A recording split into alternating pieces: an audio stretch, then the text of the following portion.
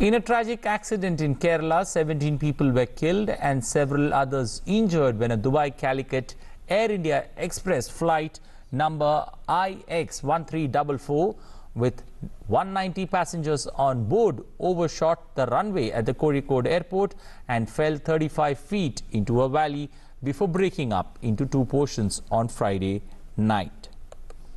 The mishap occurred at 1941 hours when the flight was on its way from Dubai to Kozhikode. Police said the dead included the plane's pilot. The rescue operations have been completed. Injured persons are being treated in various hospitals in Kozhikode in Malappuram. Well, let us try to find out through this animation how this accident occurred in Kerala. The plane was returning from Dubai to Calicut. However, it skidded off during landing in Calicut and fell down into the valley.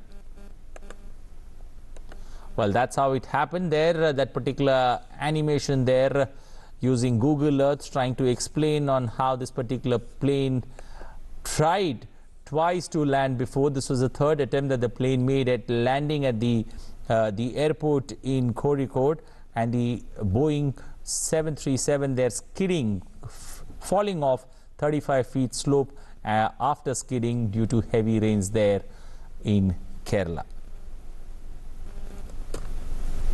The flight number IX1344 there, among those killed are the two pilots of that particular plane. Prime Minister Narendra Modi expressed grief over the tragic accident. Prime Minister Modi in a tweet said, and I quote, "Pained by the plane accident in Kozhikode, my thoughts are with those who lost their loved ones. May the injured recover at the earliest." Spoke to Kerala Chief Minister regarding the situation. Authorities are at the spot providing all assistance to the affected. Time to take a look at the flood situation in Assam and Bihar due to rains. Flood waters continue to recede in Assam, improving the situation considerably, with people returning back to their homes. Lives have started returning back to normal as the number of districts affected by floods stands at 6 out of 33. However, the administration is working hard to resettle the flood-affected people whose homes have been damaged or washed away by the devastating floods and erosion. Most houses are full of mud, with the flood water receding, while drinking water is a big issue as lives return back to normal. The flood waters have sunk the existing tube wells and the water becomes smelly, making it undrinkable. During this time, SDRF, NDRF along with the civic bodies' main motive is to distribute every possible relief material, including sanitizers, phenyl, bleaching powder, as the water dries, leaving behind mud and dirt. As per the ASDMA reports, the Brahmaputra River is flowing above the danger level mark at Namati Ghat in Jorhat, while the number of affected districts which are still underwater include Dhemaji, Buxa, Chirang, Kokrajhar, Kamrup and Morigaon. The present population, affected by the flood is less than 13,000, while 201 inmates are still taking shelter into relief camps. In Bihar, the flood situation remains critical as 16 districts have been severely affected. More than 71 lakh people were affected in more than 1100 panchayats. Sitamarhi, Darbhanga, Muzaffarpur, East and West Champaran districts are the worst affected due to floods. The river Bagmati, Gandak, Buri Gandak are still flowing much above the danger mark. Medical teams along with anti-rabies kit and snakebite serum are deputed in the flood-affected areas to provide medical assistance to the flood-affected people. 6 relief camps are being run in Khagaria and Samastipur districts. A total of 33 teams of NDRF and SDRF teams have been deployed for relief and rescue operations. The Met Department has predicted light to moderate rains in catchment areas of Bihar in the next 24 hours. Bihar Chief Minister Nitish Kumar visited the flood-affected areas of West Champaran on Friday. The Chief Minister also had a meeting with officials and took stock of the relief works being done in the flood-affected areas.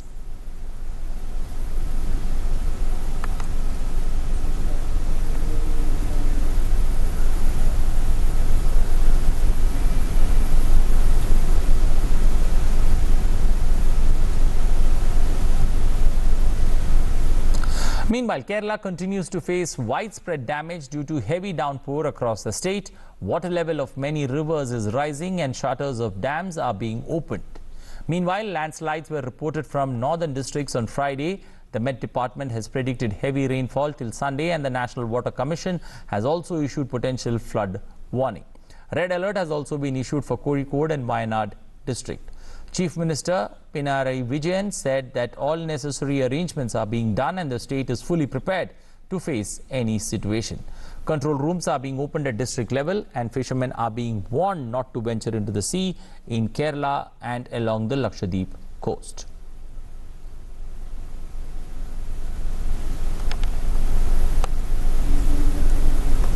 On to sports, Manchester City finished off the job they started back in Feb by deservedly overcoming Real Madrid 4-2 on aggregate to reach the Champions League quarter-finals. Pep Guardiola's side will now face Lyon in a one-game knockout format in Lisbon after inflicting Zinedine Zidane's first elimination from the Champions League, the French manager having won it 3 times in his 3 previous seasons in charge.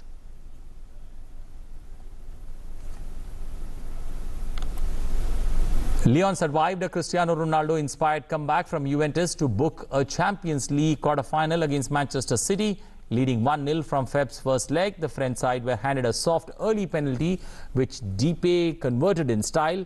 That left Juventus needing to score 3 times to progress, and Ronaldo got one back from the penalty spot.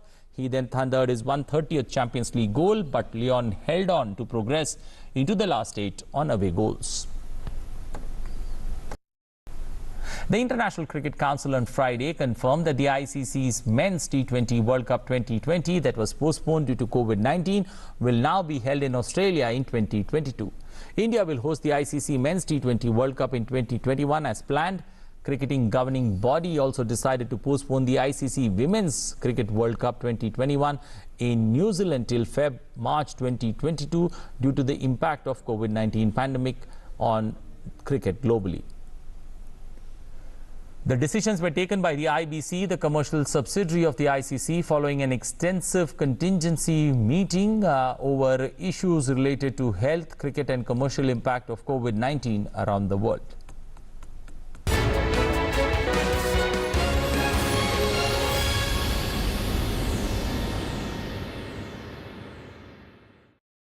देश के कई इलाके इन दिनों बाढ़ से जूझ रहे हैं। कहीं बारिश का पानी नहीं निकला तो कहीं बांध से छूटे पानी ने तबाही मचाकर रख दी है।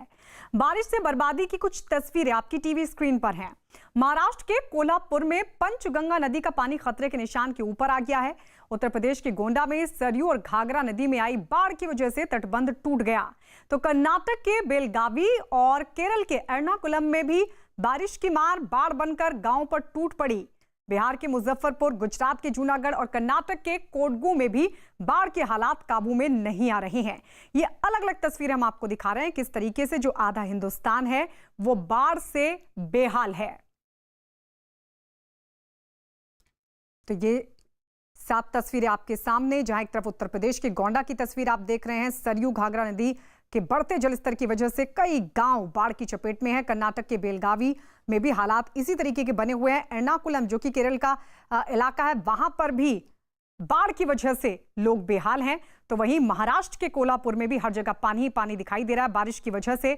बिहार के मुजफ्फरपुर में भी नदी के बढ़ते जलस्तर ने लोगों की मुसीबत को बढ़ा दिया है। तो वहीं गुजरात के जूनागढ़ और कर्नाटक के कोडगू में भी बाढ़ की वजह से तबाही मची है।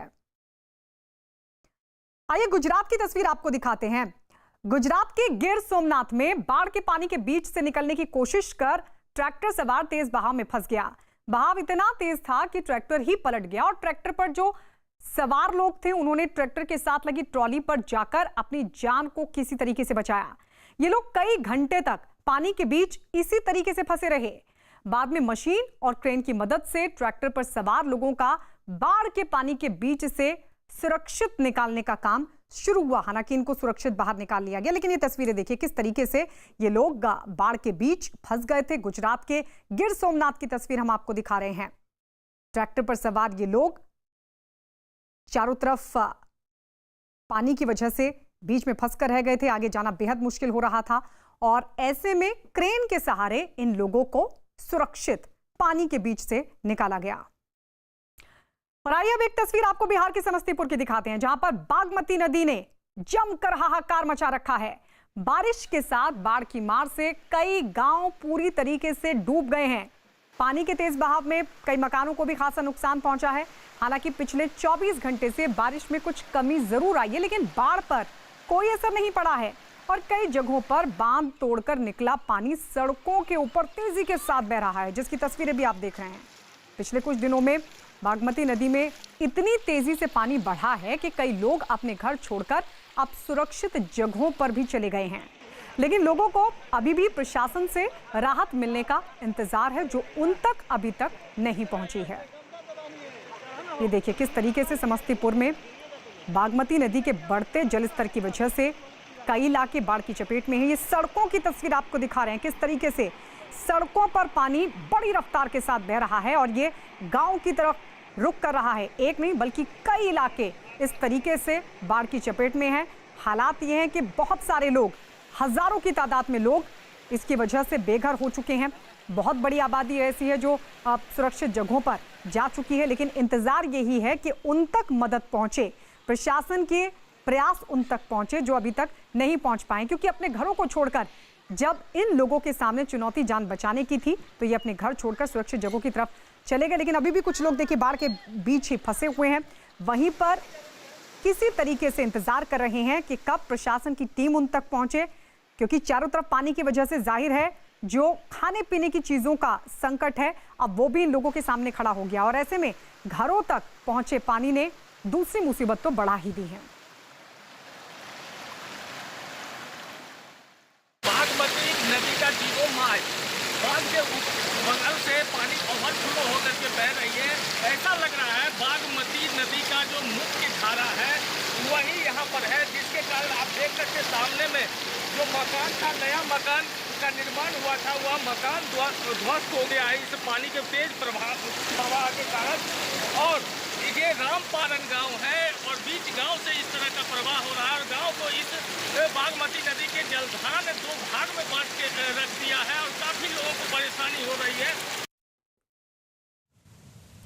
और अब ये तस्वीर आपके सामने केरल के एर्नाकुलम में भारी बारिश के बीच आए हाई टाइड की वजह से समंदर का जो पानी है गांव में जा घुसा है। हालांकि प्रशासन और गांव वालों ने समंदर के पानी को गांव में घुसने से रोकने के लिए गांव की सीमा पर रेत और मिट्टी से भरी बोरियों की दीवार को खड़ा किया था, लेकिन समंदर की लहरों के तेज बहाव में यह दीवार ढह गई और समंदर का जो पानी है वो गांव में घुस गया।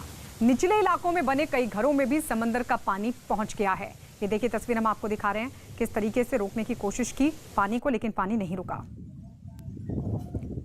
और अब तस्वीर आपको दिखाते हैं केरल की इडुक्की की, जहां जमीन खिसकने से मलबे में दबकर मरने वालों का जो आंकड़ा है वो बढ़कर अब 21 तक जा पहुंचा है। मलबे में अब भी कुछ लोगों के दबे होने की आशंका है। हादसे की जानकारी मिलते ही एनडीआरएफ के साथ पुलिस और दमकल के कर्मचारी रेस्क्यू ऑपरेशन में जुटे हुए हैं, जबकि 10 लोगों को मलबे से बचाया जा चुका है। केंद्र सरकार ने प्रधानमंत्री राहत कोष से हादसे में मारे गए सभी लोगों के परिवार वालों के लिए 2-2 लाख रुपए की मदद का ऐलान किया है, जबकि घायलों को 50-50 हजार रुपए की मदद दी जाएगी।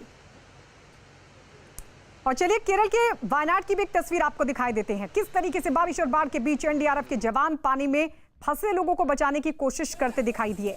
ये देखिए वायनाड में एक पुल टूटने की वजह से कुछ लोग फंस गए थे और इसके बाद एनडीआरएफ के जवानों ने मोर्चा संभाल लिया और रस्सी पर एक जाल का झूला बनाकर लोगों को नदी पार कराने की कोशिश शुरू की।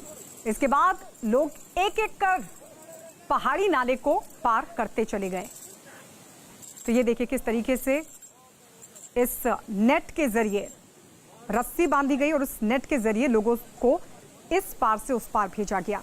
एनडीआरएफ की टीम ने मोर्चा संभाला। वायनाड की तस्वीर हम आपको दिखा रहे हैं, किस तरीके से यहाँ पुल के टूट जाने की वजह से ये हालात बन गए थे कि लोगों को एक तरफ से दूसरी तरफ जाना बेहद मुश्किल हो रहा था और ऐसे में एनडीआरएफ की टीम मौके पर पहुंची, मोर्चा संभाला और फिर सहारा लिया गया एक रस्सी का और एक जाल की मदद से लोगों का रेस्क्यू किया गया।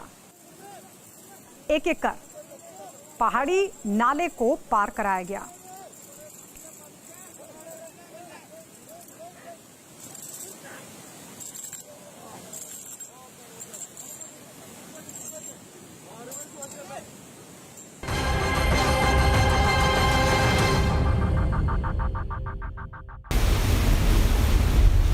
कर्नाटक की तस्वीर आप देख रहे हैं। कर्नाटक के मैंगलुरु में बारिश के बीच समंदर में हाई टाइड की खबर है। समंदर में ऊंची लहरें उठ रही हैं और आशंका जताई जा रही है कि अगर भारी बारिश हुई तो शहर का पानी निकलने में दिक्कत आ सकती है। कर्नाटक के कई इलाके पिछले कुछ दिनों से भारी बारिश की मार झेल रहे हैं, लेकिन मैंगलुरु में बारिश के साथ हाई टाइड शहर वालों की मुश्किलों को बढ़ा सकती हैं। तो ये तस्वीरें मैंगलुरु के आप देख रहे हैं, जहां पर पानी का बहाव अगर आप देखेंगे तो अंदाजा लगा सकते हैं कि स्थिति वहां पर रहने वालों के लिए कैसी हो गई होगी। और ऐसे में कई जगहों पर तो नदियां अभी भी उफान पर हैं। बारिश उनकी दिक्कतें और बढ़ा रहे हैं और उसी के साथ साथ लोगों के सामने चुनौती है कि वो अपने घर, अपने आशियाने को छोड़कर सुरक्षित ठिकानों के लिए कहां का रुख करें। प्रशासन की तरफ उम्मीद की नजरों से जरूर देख रहे हैं ताकि जल्द से जल्द उन तक कोई राहत मिले, उन्हें सुरक्षित ठिकाने तक पहुंचाने के लिए प्रशासन उनकी मदद करे। ये गुहार स्थानीय लोग जो हैं वो लगा रहे हैं। ऐसे में कई जगहों पर जो सड़कें हैं, पुल हैं, वो पानी के तेज बहाव में बह गए, जिसकी वजह से कई गांवों का संपर्क एक दूसरे से टूट गया है। कई जगहों पर तो अब दिक्कतें राशन को लेकर भी हैं, क्योंकि घर में रखा सामान बह गया और राशन के लिए अब कोई जगह नहीं है जहां से जाकर वो राशन इकट्ठा कर पाए। वहीं उत्तर प्रदेश में कई जगहों पर बाढ़ के बीच राज्य सरकार के मंत्री अनिल राजभर और बलदेव सिंह औखल ने बाढ़ प्रभावित इलाकों का हवाई दौरा किया। यूपी में लखनऊ के पास बाराबंकी, बहराइच, लखीमपुर खीरी और सीतापुर में पिछले कुछ दिनों से बाढ़ ने कोहराम मचा रखा है। शारदा और घाघरा नदियों का जलस्तर कई जगहों पर खतरे के निशान के ऊपर आ चुका है। चारों जिलों के कई गांवों में बाढ़ का पानी घुस गया है।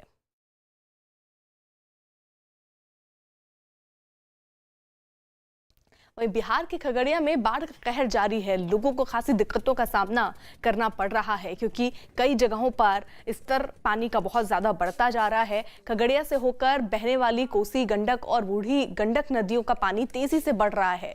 खगड़िया में 100 से ज्यादा गांवों में बाढ़ का पानी भर गया है। बाढ़ की वजह से 1 लाख से ज्यादा लोगों का आशियाना उजड़ चुका है। खाने पीने की दिक्कतें उनके सामने खड़ी हुई हैं और ऐसे में हर रोज की स्थिति से ये लोग जूझते नजर आ रहे हैं, क्योंकि आप तस्वीरों में अगर देखेंगे तो पानी ही पानी चारों तरफ और इसी पानी के बीच ये लोग फंसे हुए हैं। 100 से ज्यादा गांवों में दरअसल ये पानी घुस चुका है, जिसकी वजह से अब लोगों को खासी दिक्कतों का सामना करना पड़ रहा है। यहाँ पर पीने का पानी भी अब लोगों को मिल नहीं पा रहा है। कई जगहों पर लोग अपने मकान की छतों पर मौजूद हैं, झोपड़ी में भी वो लोग कैसे तो टिके हुए हैं और उम्मीद कर रहे हैं कि जल्द से जल्द उन तक कोई राहत पहुंचे।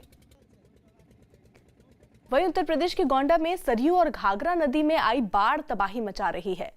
तमाम तैयारियों के बाद भी नदियों के तटबंध बाढ़ के पानी को नहीं रोक पाए और बाढ़ का पानी बांध तोड़कर गांवों में घुस गया। हालांकि लंबे समय से सरकारी अफसर बाढ़ से निपटने की तैयारियों का दावा कर रहे थे, लेकिन बाढ़ के तेज बहाव में 50 मीटर तक तटबंध टूट गया और अब घाघरा के पानी ने खेतों की जमीन को भी काटना शुरू कर दिया।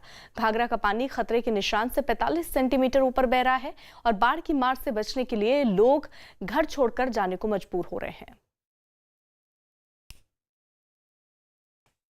वहीं ये जो तस्वीर आप देख रहे हैं उत्तर प्रदेश की है, यानी अगर हम देश के अलग अलग जगहों की तस्वीरें दिखाएं, कमोबेश एक जैसी ही स्थिति है। पानी का बहाव देखिए आप कितना तेज, कई मकान जो है पानी में डूब चुके हैं, कटान अब शुरू हो चुका है और ऐसे में भारी भरकम पेड़ भी पानी के साथ बहते नजर आए हैं। कई पुल, कई सड़क का एक हिस्सा तक पानी में बहता हुआ दिखा है। 20 गांव इस बाढ़ के पानी से प्रभावित हैं, जहां पानी भर जाने की वजह से अब लोगों को जीवन यापन करने में खासी दिक्कतों का सामना करना पड़ रहा है। और अब जो ये तस्वीर आप देख रहे हैं कर्नाटक के कोडगु की है, जहां पर बाढ़ की वजह से हालात काफी ज्यादा बिगड़ गए हैं। वहां सड़कें कमर तक पानी में डूब गई और लोगों के लिए आना जाना भी मुश्किल हो गया। भारी बारिश के बाद बाढ़ का पानी इतनी तेजी से बढ़ा कि वो कॉफी के बागान में भर गया। मौसम विभाग ने आशंका जताई है कि अगले 11 अगस्त तक अभी और भारी बारिश हो सकती है। राज्य के कई इलाकों में ऑरेंज और रेड अलर्ट जारी किया गया है।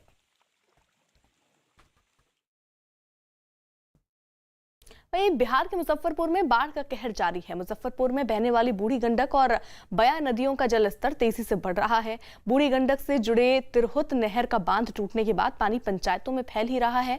मुजफ्फरपुर में बाढ़ की वजह से कई गांव पूरी तरह से डूब गए और हजारों लोग बेघर हो गए हैं। तो ये स्थिति बिहार के मुजफ्फरपुर की है, जहां पर अब लोगों के सामने ना तो रहने के लिए ठिकाना है, ना खाने के लिए अनाज है और ऐसे में छोटे छोटे बच्चे यहाँ पर भूखे रहने को मजबूर हैं, क्योंकि इनका आरोप ये है कि प्रशासन की तरफ से कोई मदद इन तक नहीं पहुंची है और ऐसे में संपर्क गांवों से टूट चुका है। घर में सामान बचा नहीं है, आशियाना इनके पास है नहीं और सिर्फ पानी ही पानी दिख रहा है जो कि पीने लायक नहीं है। ऐसे में खाने पीने रहने सबकी समस्या इन लोगों के सामने खड़ी हो गई है। वहीं अब जो तस्वीर आप देखेंगे वो है बिहार के दरभंगा की, जहां बागमती नदी में बाढ़ की वजह से पानी शहर में घुस गया। दरभंगा शहर के कई इलाकों में घरों में पानी घुस गया। लोग घरों में ही ऊपरी मंजिलों में रहने को मजबूर हो गए हैं। शहर की सड़कें, घर सब पानी में डूबे नजर आ रहे हैं और इसी के साथ साथ बीमारी का खतरा भी यहाँ बढ़ गया है। 100 से ज्यादा परिवारों में स्कूलों में खोले गए राहत कैंपों में शरण ले रखी है। कुछ परिवार ऐसे भी हैं जो अभी अपने घर में ही इस बात का इंतजार कर रहे हैं कि जल्द से जल्द एनडीआरएफ की टीमें या जो राहत की टीमें लगी हैं वो इन्हें यहाँ से निकालकर सुरक्षित जगहों पर पहुंचाएं, क्योंकि अब कई जगहों पर तो स्थिति ऐसी है कि लोग खुद पैदल नहीं जा सकते। नावों की जरूरत होगी, क्योंकि जिन सड़कों पर पहले गाड़ियां स्पीड में भागती थीं अब वहां सिर्फ और सिर्फ नाव ही चल सकती है और इसलिए ये उम्मीद कर रहे हैं कि एनडीआरएफ की टीमें नाव लेकर इन तक पहुंचे और इन्हें सुरक्षित जगह तक पहुंचाया जाए। हालांकि आप ये तस्वीरें देखिए, पानी कितने दिन से यहाँ पर रुका होगा कि अब काई सा भी जमने लग गया है पानी में, तो लोग इन्हीं सब हालात के बीच रहने को मजबूर हैं।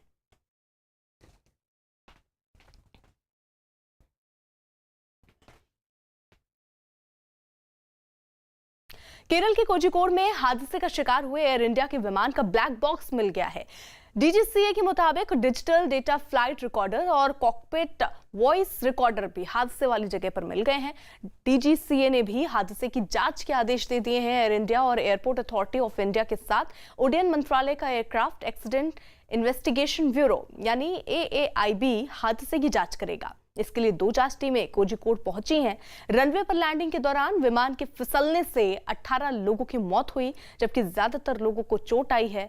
वंदे भारत अभियान के तहत ये विमान दुबई से लौटा था। विमान में 190 लोग सवार थे, जिसमें 10 छोटे बच्चों समेत 184 यात्री, 4 केबिन मेंबर, पायलट और को पायलट शामिल थे। जान गंवाने वालों में पायलट और को पायलट दोनों शामिल हैं। राहत बचाव का काम पूरा हो चुका है और घायलों को अस्पताल में भर्ती कराया जा चुका है।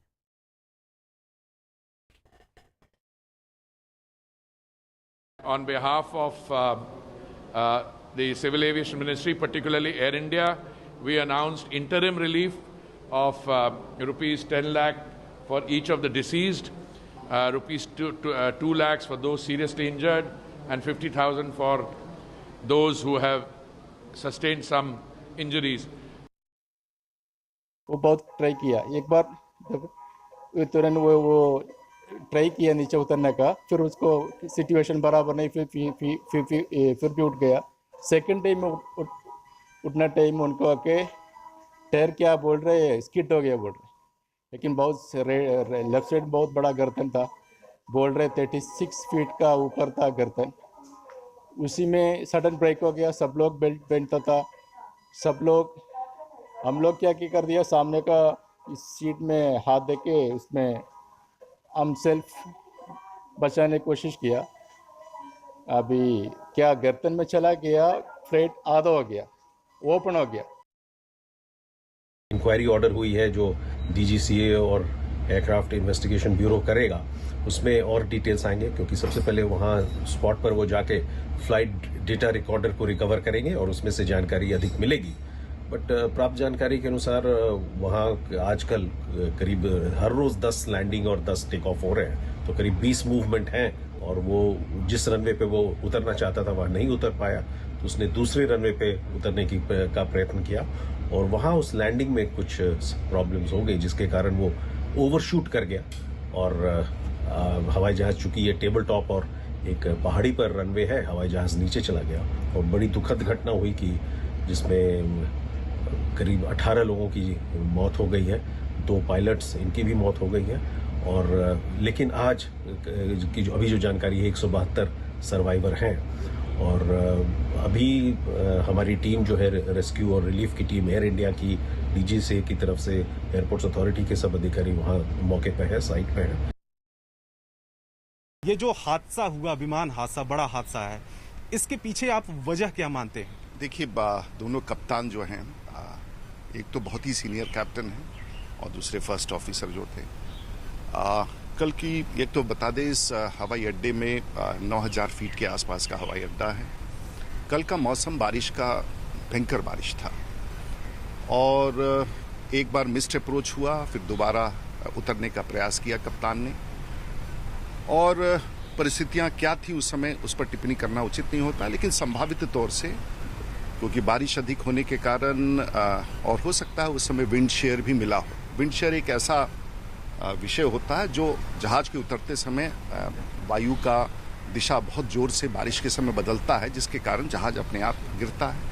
दूसरी संभावना है कि क्योंकि उतरने आ रहे थे तो पावर इतना कम था कि वो फिर दोबारा अगर उड़ने का उन्होंने प्रयास किया होगा वापस गो अराउंड करने का, तो उसकी संभावना थी। और तीसरा है कि पूंछ की तरफ से हवा का वेग अगर मिलता है तो कई बार जहाज अपने स्थान से बहुत आगे निकल जाता है।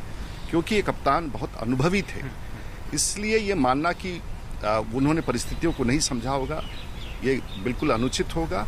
लेकिन कई बार कप्तान के प्रयास के बाद भी ये दुर्घटना है और दुखद है और संवेदना है कप्तानों के परिवारों के प्रति, कप्तानों के प्रति और उन यात्रियों के लिए जो जख्मी हुए, जिनकी मृत्यु हुई। केरल के कोझिकोड में हुए विमान हादसे में 18 लोगों की जान चली गई। खबर आ रही है कि विमान के पायलट दीपक वसंत साठे की सूझबूझ से विमान में सवार 190 में से 172 लोगों की जान बच गई। पायलट दीपक वसंत साठे के साथ सहायक पायलट अखिलेश शर्मा ने भी यात्रियों की जान बचाने के लिए अपनी जान की बाजी लगा दी। तो यात्रियों की जान बचाने में इन्हीं पायलट जो तस्वीरों में आपको नजर आ रहे हैं, जिन्होंने अपनी जान की बाजी लगाई, और 190 बताए जा रहे हैं विमान में यात्री सवार थे, जिसमें से 172 के करीब लोगों की जान बचाई गई है। हालांकि गनीमत ये रही कि आग नहीं लगी, नहीं तो बड़ा हादसा हो सकता था। केरला के कोझिकोड में हुए विमान हादसे में अब तक 19 लोगों की मौत हुई है। उनमें से एक है विमान के पायलट दीपक साठे, और दीपक साठे मुंबई के चांदिवली इलाके के इसी इमारत में रहते हैं। हम आपको बता दें कि जैसे ही ये खबर सामने आई कि विमान का हादसा हुआ है जिसमें दीपक साठे, जो खुद पायलट रह चुके हैं और एयरफोर्स के जाबाज ऑफिसर रह चुके हैं, वो भी इस विमान हादसे में घायल हो चुके हैं, तो उनके परिवार वाले जो है वो आज सुबह की 4 बजे की फ़्लाइट लेकर केरल पहुंच चुके हैं और दीपक साठे जो है उनकी इस हादसे में मौत हो चुकी है। परिवार वाले जो उनकी पत्नी और उनके पत्नी के जो भाई है वो सुबह 4 बजे ही केरल पहुंच चुके हैं और ये विमान हादसे को लेकर उनकी इमारत में रहने वाले उनके जो नेबर्स हैं काफ़ी दुख व्यक्त कर रहे हैं। अब बोला नहीं जाता मेरे से, बस परमात्मा क्या बोल सकते हम भी, बस हम आई कांट से मोर। परमात्मा वो अच्छे लोग देखे नहीं जाते, क्या कर सकते हैं।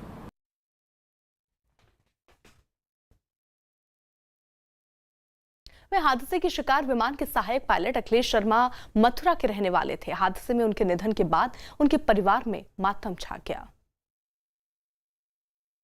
नेचर बहुत ही विनम्र था, अपने परिवार में एकदम अच्छा व्यवहार था। 2017 में इनकी जॉइनिंग हुई थी।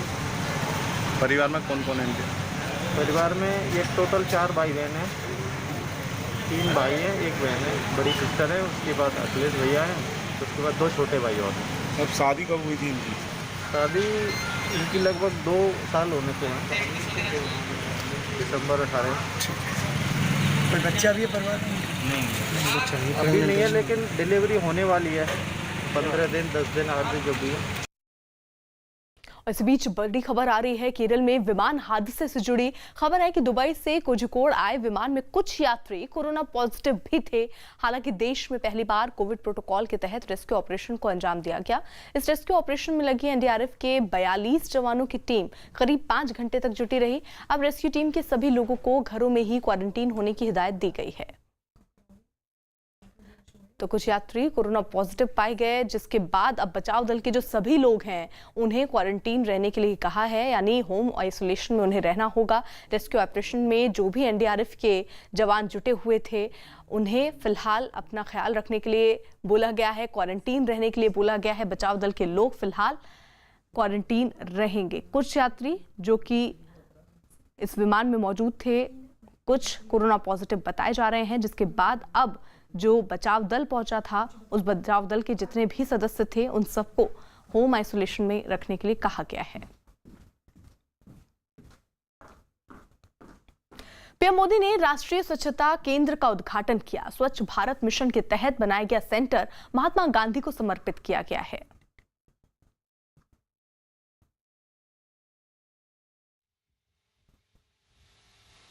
तो पीएम मोदी ने राष्ट्रीय स्वच्छता केंद्र का उद्घाटन किया। स्वच्छ भारत मिशन जो एक लक्ष्य रहा है प्रधानमंत्री नरेंद्र मोदी का, जिसको लेकर लगातार वो आम जनता को जागरूक करते रहे हैं और काफी इसका असर भारत में देखने को भी मिला। लोग अब स्वच्छता के लिहाज से बेहद जागरूक हो गए हैं और इसी जागरूकता को आगे बढ़ाने के मकसद से ही पीएम मोदी ने राष्ट्रीय स्वच्छता केंद्र का ये उद्घाटन किया। स्वच्छ भारत मिशन के तहत ये सेंटर जो बनाया गया है उसे महात्मा गांधी को समर्पित किया गया है। प्रधानमंत्री नरेंद्र मोदी के ही हाथों से इसका उद्घाटन भी हुआ है। पीएम मोदी ने राष्ट्रीय स्वच्छता केंद्र का ये उद्घाटन किया है और एक जो लक्ष्य रखा गया था कि भारत को स्वच्छ बनाना है, उसको ही दरअसल पूरा करने का जो सपना पीएम मोदी ने देखा था, उसी के दिशा में ये अगला कदम मान सकते हैं। पीएम मोदी ने इसका उद्घाटन किया है और ये जो तस्वीरें आप देख रहे हैं, दरअसल पीएम मोदी यहाँ पर मौजूद हैं। पीएम मोदी ने राष्ट्रीय स्वच्छता केंद्र का ये उद्घाटन किया। स्वच्छ भारत का एक मिशन जिसके तहत ये सेंटर बना और महात्मा गांधी को समर्पित किया गया। और इसी बीच बड़ी खबर आ रही है दिल्ली से, जहां स्वतंत्रता दिवस से पहले लोगों को भड़काने वाले फोन की साजिश का पता चला है। दिल्ली पुलिस के मुताबिक कुछ लोगों के पास 15 अगस्त को लाल किले पर होने वाले कार्यक्रम के खिलाफ फोन आने का पता चला है। इसमें लोगों को राम मंदिर के नाम पर भड़काने की साजिश का भी पता चला। दिल्ली पुलिस के कंट्रोल नंबर पर कुछ लोगों ने भड़काऊ फोन आने की शिकायत भी दर्ज कराई है। दिल्ली पुलिस की स्पेशल सेल भड़काऊ फोन मामले में केस दर्ज करने की तैयारी में है।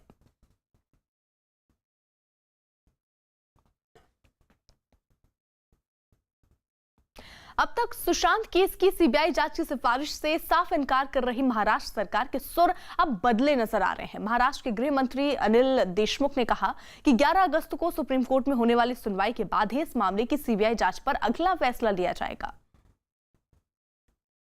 11 तारीख को इसकी आखिरी सुनवाई होगी और 11 तारीख में सुप्रीम कोर्ट का डिसीजन आने के बाद में क्या डिसीजन आता है वो देखेंगे, उसके हिसाब से क्या बढ़ेगा। बड़े प्रोफेशनल तरीके से, बड़े सही तरीके से इसकी जांच करेंगे। फिर भी सुप्रीम कोर्ट का जो भी जजमेंट आएगा उसके हिसाब से हम आगे जाएंगे। सुशांत केस की जांच सीबीआई को सौंपे जाने पर मची घमासान के बीच आज हरियाणा के सीएम मनोहर लाल खट्टर ने सुशांत के पिता से मुलाकात की। ये मुलाकात दिल्ली के पास फरीदाबाद में पुलिस कमिश्नर ओपी सिंह के घर पर हुई, जो सुशांत के जीजा हैं।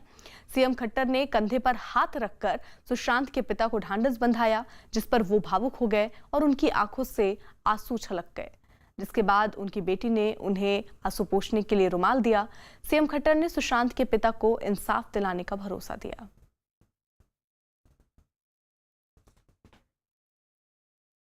सुशांत के पिता ने रिया की सुप्रीम कोर्ट में दाखिल उस याचिका को खारिज करने की मांग भी की, जिसमें रिया ने सुशांत मामले में पटना में खुद पर दर्ज केस को मुंबई ट्रांसफर करने की मांग की है।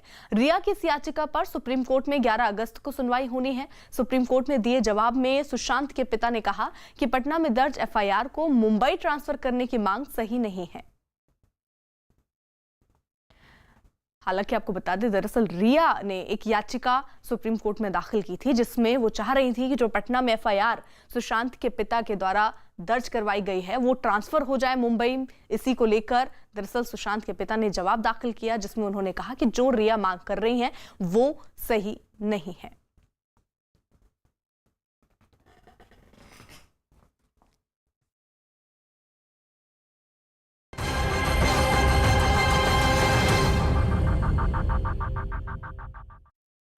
आप भरी दोपहरी में आंखें बंद करना चाहते हैं तो उससे अंधेरा थोड़ी हो जाएगा। ये 1.5 महीने के बाद उनको याद आया कि उनके लड़के को फंसाया गया।